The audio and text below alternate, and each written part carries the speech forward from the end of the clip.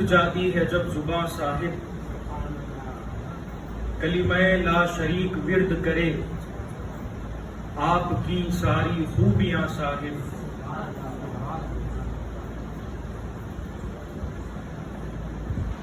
انہیں کلمے میں بھی چھوڑا نہیں ہے، میرا آقا کہیں تنہا نہیں ہے. ابس ہے بولنا سایہ نہیں ہے، نبی کے قد کا اندازہ نہیں ہے. آسانوں نے اڑانے چڑھ کے دیکھا، نبی سے کوئی بھی اونچا نہیں ہے. عبادت رات بھر دیکھے تماشا، بچھا بستر ہے اور سونا نہیں ہے. نبی کی انگلیوں میں ڈوب جاؤ، سمندر کوئی بھی ایسا نہیں ہے. نظر آ جاؤ ہم بھی جان دے دیں، بھلا تم پر کسے مرنا نہیں. جمیل انوار کے معنی یہی ہے، دیا روشن ہے اور شعلہ نہیں ہے. سبحان اللہ سبحان. الحمدللہ اللہ تعالیٰ کا بڑا فضل و کرم ہے، اس کے حبیب کا احسان ہے کہ اس نے ہم سب کو اس متبرک بابرکت مجلس میں یہاں جمع فرمایا. اللہ تعالیٰ نے قرآن میں ارشاد فرمایا کہ اللہ تعالیٰ جسے چاہتا ہے اپنی بارگاہ کے لیے چن لیتا ہے. کہ اللہ تعالیٰ ان لوگوں سے دین کا کام لیتا ہے اور ایسے ہی اللہ تعالیٰ ان کو اپنے پیارے حبیب کے جشن میلاد میں بلوا کر اپنے پیارے حبیب کا تذکرہ بھی سنواتا ہے. سبحان اللہ. اور یہ تذکرہ سنانے پر ان کے دلوں میں جو محبت پیدا ہوتی ہے کہ اللہ تعالیٰ ایسے بندوں کو چن لیتا ہے کہ وہ ہمارے نبی سے محبت کرے. سبحان اللہ.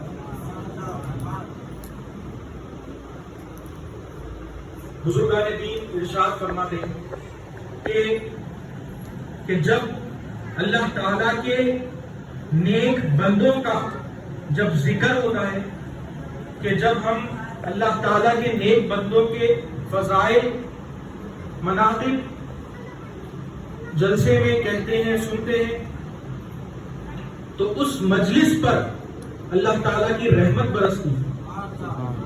پھر آگے ارشاد فرمایا کہ جب نیک لوگوں کی تذکرے کے لیے جب مجلس جمع ہوتی ہے، اس میں لوگ آتے ہیں، بیٹھتے ہیں، سنتے ہیں، اس مجلس پر رحمت نازل ہوتی ہے. تو جب ان کا یہ معاملہ ہے تو ان کے ساروں کے سردار بلکہ تمام مخلوقات میں سب سے افضل ترین مخلوق یعنی حضور پاک علیہ السلام کی جلسے میں، حضور کے ذکر کی محفل میں جب اگر وہ سجائی جائے تو اللہ تعالیٰ کی رحمت کس قدر جوش سے اترتی ہو، کس قدر جوش میں اللہ تعالیٰ کی رحمت ہوتی ہوگی جہاں اپنے پیارے حبیب کا تذکرہ ہوتا ہے. یہ حضور کی محفل یہ حقیقت ہے کہ حضور کی محفل میں یہاں جمع ہوتے ہیں، رات رات بھر تک بیٹھنا اور حضور علیہ السلام کے فضائل کو سننا، کہ اپنے دلوں میں حضور کے لیے محبت کو اور پیدا کرنا اور اس کو اور بلندیوں پر لے کر جانا. حضور علیہ السلام کی زندگی، آپ کی حیات طیبہ اگر دیکھیں پڑھیں تو معلوم ہوتا ہے کہ حضور کی زندگی میں آپ کی اگر سیرت پر نظر ڈالیں تو کئی موضوعات ملتے ہیں، یعنی کئی ایسے ٹاپکس ملتے ہیں کہ جس پر تذکرہ کیا جائے. جیسے اخلاق کا ایک موضوع ہے کہ حضور کے کیا اخلاق تھے، کس طرح سے بڑوں سے اور بچوں سے اخلاق کے ساتھ پیش آیا کرتے، حسن سلوک کیا تھا حضور کا، اور حضور کی ایسے ہی حضور آپ کی ذات اندر تمام کی تمام چیزوں میں، ایک انسان کے اندر جو چیزیں ہوتی ہیں تمام کی تمام چیزوں میں، تمام انسانوں سے ہر چیز افضل، حضور کی ذات کا ایک ایک جز تمام انسانوں کی کل جز سب سے افضل، کہ حضور کی عقل، کہ آپ صلی اللہ علیہ وآلہ وسلم ایک مرتبہ کہ ایک حضرت فرماتے ہیں کہ جب سے یہ دنیا وجود میں آئی ہے تب سے لے کر قیامت تک کے آنے والے لوگوں کی اگر عقلوں کو حضور کی عقل شریف کے ساتھ موازنہ کیا جائے، اگر اس کو ناپا جائے، تو ان کی مثال ایسے ہی ہے جیسے حضور علیہ السلام کے سامنے ان لوگوں کی عقلیں ایک ریت کے ذرے کے برابر ہیں، اور میرے آقا کی عقل شریف ساری دنیا کے تمام ریگستانوں کے برابر ہے، کہ حضور کی ذات کا ایک جز کا ایسا معاملہ ہے۔ ایسے ہی میں نے کہا کہ اخلاق کا موضوع ہے، حضور کے جو اخلاق تھے کہ ایک مرتبہ کیسے حضور کے اخلاق کو دیکھ کر لوگوں نے اسلام کو بھی قبول کیا، اس کو اپنایا، اپنی زندگیوں کو بھی بحال کیا۔ حضور علیہ السلام ایک مرتبہ ایک صحابی ہے حضرت زید ابن سعد رضی اللہ تعالیٰ عنہ، ہوا یوں کہ آپ کے حضور کے اور حضرت زید کے درمیان کچھ معاملت داری ہوئی کھجوروں کو لے کر۔ دیکھا کہ ابھی حضور کو کھجوریں دینے کے لیے کافی عرصہ ہے، کافی مدت ہے ابھی، لیکن حضرت زید ابھی اسلام قبول نہیں کیے، وہ یہودیوں کے بہت بڑے عالم۔ دیکھا کہ بھرے مجمع کے سامنے صحابہ کا وہاں پر مجمع ہے، اور اس مجمع میں حضور کے ساتھ سختی کے ساتھ کلام کیا، سختی کے ساتھ بیان کیا، کہ حضور سے مخاطب ہوئے، سختی کے ساتھ کہنے لگے کہ اے محمد صلی اللہ علیہ وآلہ وسلم، کیا تم عبد المطلب کی اولاد کا کہ یہی طریقہ ہے کہ تم لوگوں کے حقوق میں دیری کیا کرتے ہو، لوگوں کے ادائیگی حقوق میں دیری کیا کرتے ہو؟ نعوذ باللہ۔ کہ حضور نے جب سنا، وہاں حضرت عمر بھی موجود تھے، حضرت عمر نے پوچھا کہ یا رسول اللہ حکم دیجئے اس گستاخ کا سر تن سے جدا کر دو۔ اس کے بعد حضور نے فرمایا کہ نہیں عمر، یہ کیا بات کر رہے ہو، تمہیں تو چاہیے تھا کہ حضور کا یا آج اسی انکساری کیسی کہ کیسے حضور عام انسانوں میں بھی کیسا اپنے آپ کو رکھتے، کس طرح سے آپ سب سے پیش آتے، کیا عاجزی انکساری تھی حضور کی، کہ حضور نے فرمایا اے عمر کیا بات کر رہے ہو، کہ تمہیں تو چاہیے تھا کہ تم اس کو نرمی سے کلام کرنے کو کہتے اور مجھے ادائیگی حق کی ترغیب دیتے۔ اللہ، اس قدر عاجزی کا عالم۔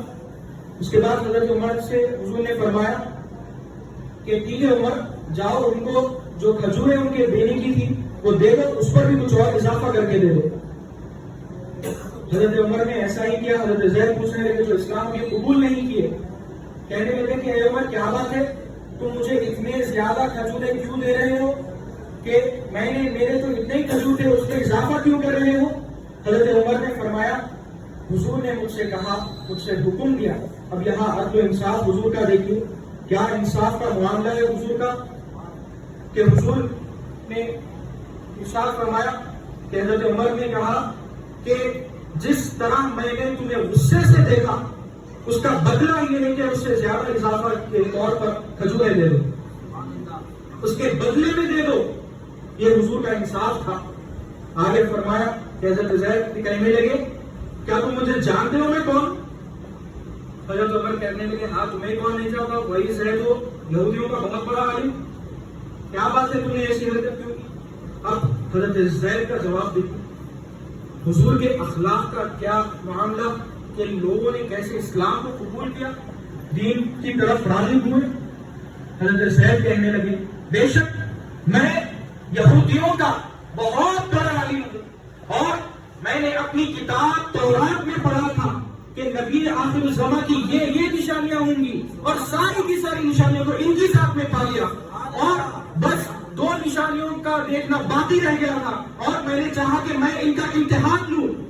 پھر آگے فرمایا کہ سب سے پہلی چیز، پہلی نشانی فرمایا کہ ان کا علم، ان کا کہ آگے والے کا جہالت پر ان کا علم غالب آ جائے گا، اور فرمایا آگے فرمایا کہ جس قدر آگے والا ان سے جہالت سے بات کرے گا اس قدر ان کا علم بھی بڑھتا چلا جائے گا، بردباری بڑھتی چلی جائے گی، ان کا صبر اور عروج پر ہو جائے گا۔ پھر آگے فرمایا کہ میں ان تمام نشانیوں کو ان کی ذات میں پا لیا، اور میں گواہی دیتا ہوں کہ اللہ کے سوا کوئی معبود نہیں، اور یہی آپ نبی آخر الزمان۔ یہیں پر حضور کے اخلاق کو دیکھ کر حضرت زید نے اسلام کو قبول کر لیا۔ کیوں نہ ہو، واللہ یہدی من یشاء الی صراط مستقیم، کہ اللہ تعالیٰ جسے چاہتا ہے سیدھے راستے پر لاتا، کہ وہ کس قدر ظلم و زیادتی کرنے والا ہو، کس قدر اسلام سے دشمنی کرنے والا ہو۔ آج ہم دیکھتے ہیں کہ کیسے لوگ اسلام کو بدنام کرنے کے لیے قرآن شریف کا مطالعہ کرتے ہیں، اللہ تعالیٰ اس قرآن کی برکت سے ہی ان کو اسلام قبول کروا دیتا ہے، کہ اس برکت سے ہی وہ لوگ اسلام قبول کر لیتے ہیں حضور کی۔ اور ایسے ہی حضور کی سیرت کو پڑھ کر، اخلاق کو دیکھ کر کیسے لوگوں نے اسلام کو قبول کر لیا، اور ایسے ہی حضور کا معاف کرنا بھی کیسا، کہ حضور کے اخلاق کہ جس قدر آگے والا ظالم ہو، ظلم کرنے والا ہو، ستانے والا ہو، اس کو معاف کر دینا۔ حضور کی یہی تعلیمات ہے کہ اپنے غصے کو پی جانا، اور ایسے ہی اس کو معاف کر دینا، کہ اللہ تعالیٰ کی اس میں رضا ہے، اللہ تعالیٰ اور اس کے رسول کی اس میں رضا ہے۔ مکے کے کافر اور نہیں جانتا کیسے کس قدر حضور پر ان لوگوں نے، یعنی شہر مکہ کے شہر کے جو لوگ تھے، ان لوگوں نے کیسا حضور پر ظلم زیادتی کی، کہ ظلم اس قدر کہ انسان کی وہاں فکر نہیں جا سکتی، اس قدر میرے آقا نے اپنی امت کے لیے ظلم سہا اور لوگوں کو ہدایت کی طرف لایا۔ کہ جب مکہ فتح ہوا، اس کے بعد دیکھا کہ جتنے بھی کفار تھے، کافر، جو دیگر قوم کے لوگ تھے، ڈر کے مارے، خوف کے مارے لرزنے لگے کہ کہیں ہم جس قدر ہم لوگوں نے حضور پر ظلم کیا، کہیں اس کا وہ بدلہ نہ لے لیں۔ اب اس خوف میں تھے، حرم کے پاس جا کر چھپ گئے، مہاجرین انصار سب کے سب آنے لگے۔ اس کے بعد ان لوگوں کا محاصرہ کر لیا، یعنی صحابہ نے ان کافروں کا محاصرہ کر لیا کہ کیسے جائیں گے۔ لیکن حضور کا یہاں معاملہ دیکھیے کہ کن لوگوں نے، مکے کے وہ جو غیر لوگ تھے، جس قدر انہوں نے ظلم و زیادتی، اور اس کا کیا بدلہ دیا گیا۔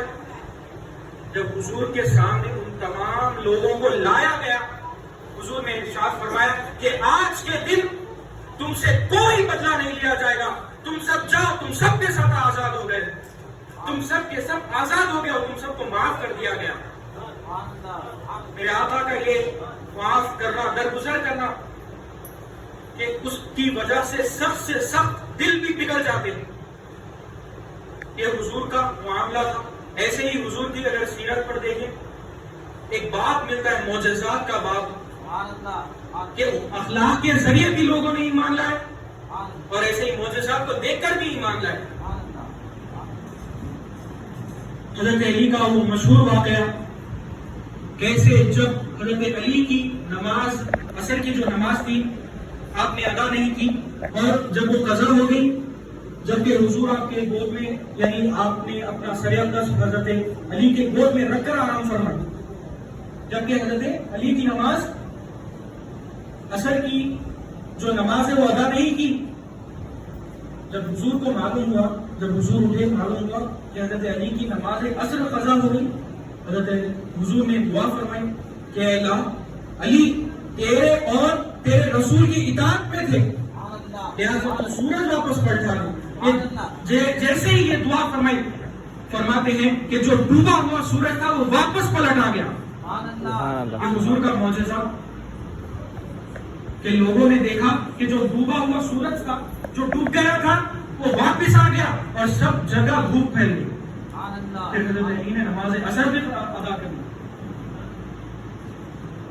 ایسے ہی حضرت انس کا وہ واقعہ آپ فرماتے ہیں کہ ایک مرتبہ عرب جو دنیا ہے, عرب یعنی عرب کے علاقے میں ایک قحط پڑا ہوا تھا. وہاں کی زمین پر لوگ کھیتی نہیں کر سک رہے تھے اور بنجر زمین تھی وہاں کی.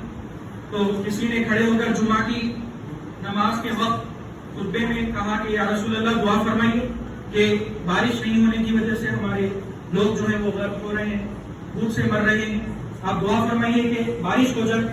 اور جب یہ صحابی جب فرما رہے تھے اس وقت آسمان میں بادل کا نام و نشان نہیں تھا, لیکن میرے آقا نے جب دعا فرمائی کہ ابھی آپ ممبر سے خطبہ دے کر ممبر سے اترے ہی نہ تھے کہ بارش کے قطرات آپ کی نورانی داڑھی پر ٹپکتے رہے.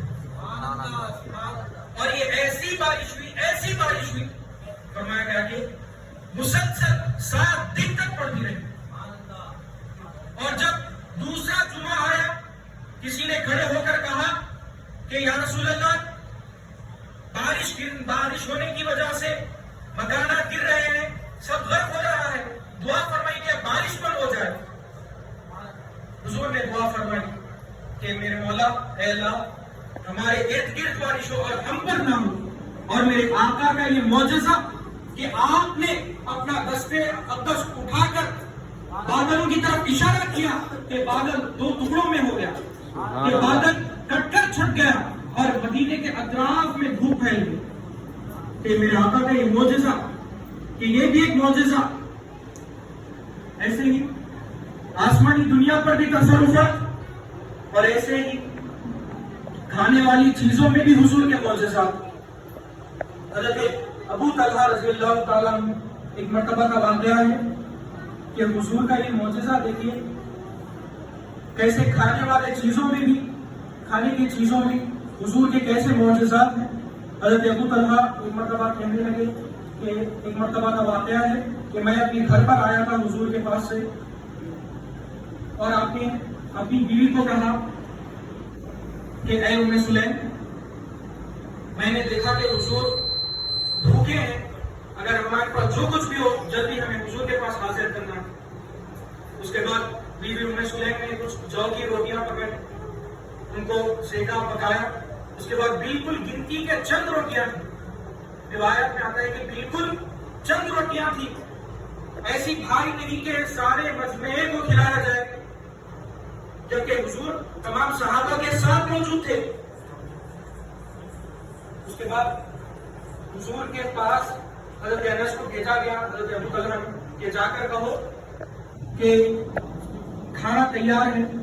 اور جب حضور کے پاس حضرت انس آئے, حضرت انس سے پوچھا کیا کھانا وہاں پر تیار ہے, کہ جبکہ صرف اس وقت حضور کے لیے بنایا گیا.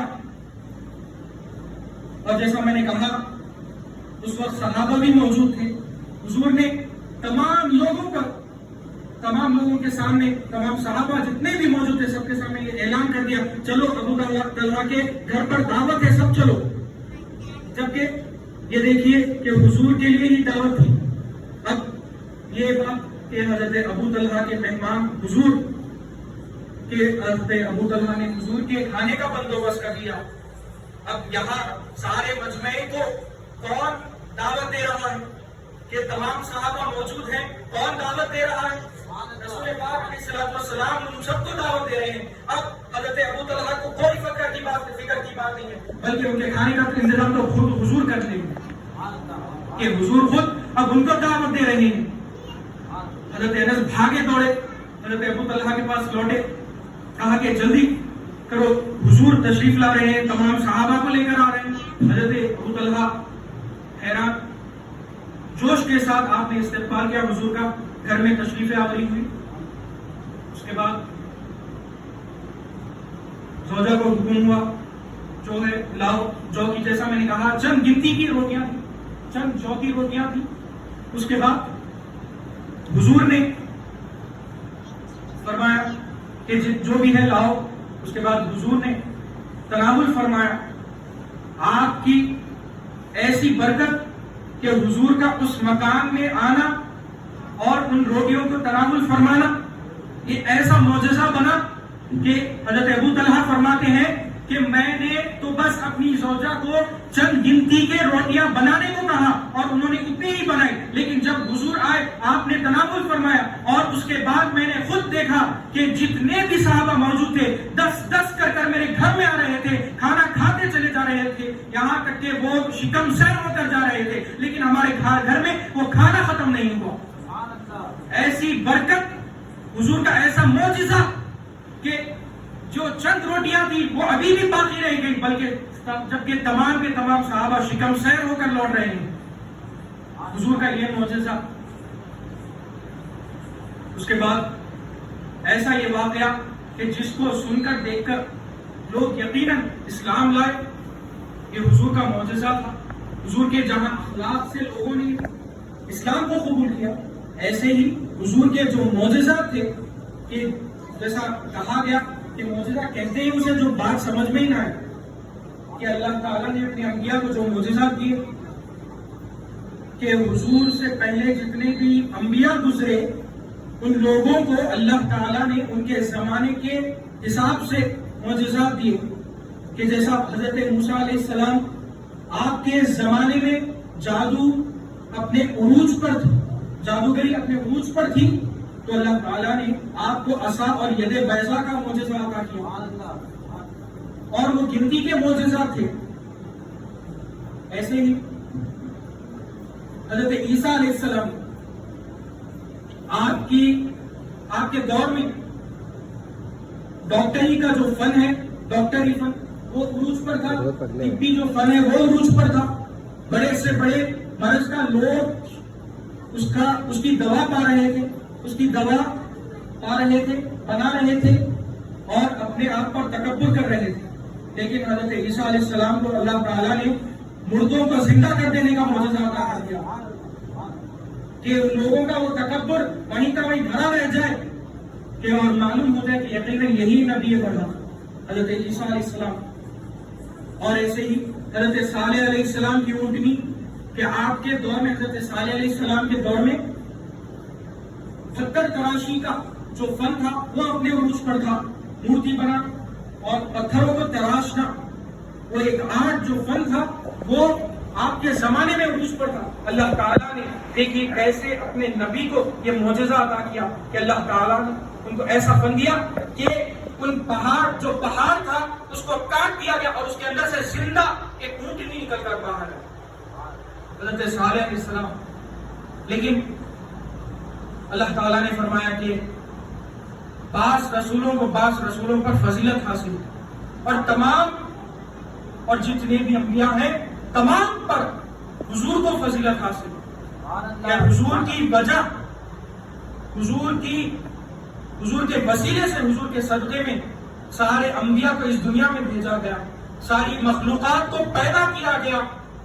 اور ایسے ہی کہ حضور کو جو معجزات عطا کیے گئے کہ گنتی کے 9, 10, 12 ایسے نہیں, بلکہ آپ کی ہر ادا کو معجزہ بنا دیا. ابتدا معجزہ, انتہا معجزہ, واقعہ خود ہے میلاد کا معجزہ. وما علینا الا البلاغ. الحمدللہ رب العالمین.